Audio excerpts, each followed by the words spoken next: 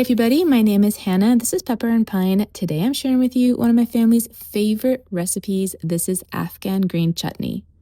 I've washed and roughly cut about 2 bunches of cilantro. We're going to set this aside and use it a little bit later.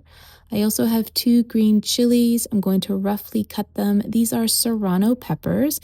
They are pretty spicy, so if you don't want it too spicy, you can remove the seeds.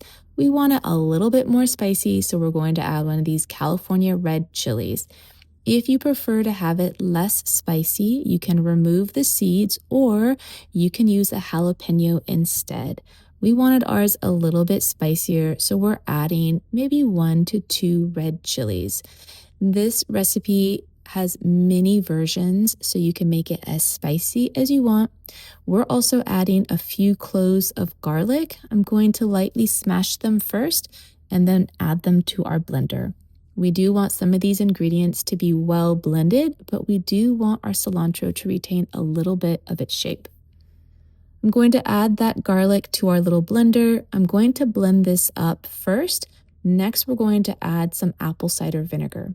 A few years ago, a friend taught me how to make this recipe using apple puree, but I prefer the texture of the apple cider vinegar rather than adding applesauce to our recipe.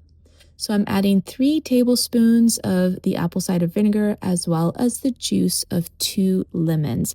We do love how tangy this condiment is. However, you can water it down with some water if you find it to be too acidic. I've added that lemon juice to our blender, given it another mix.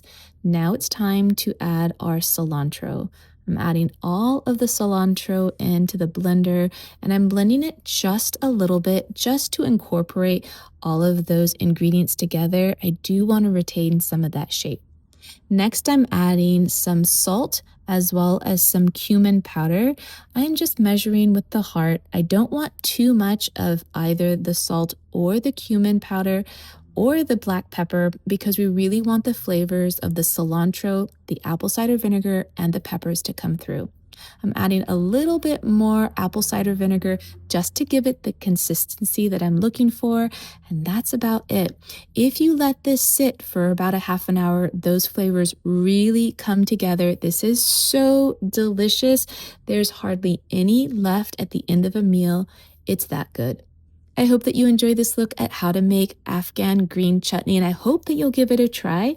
If you'd like to see some of the other video tutorials in this series, you can check the description box below for the playlist.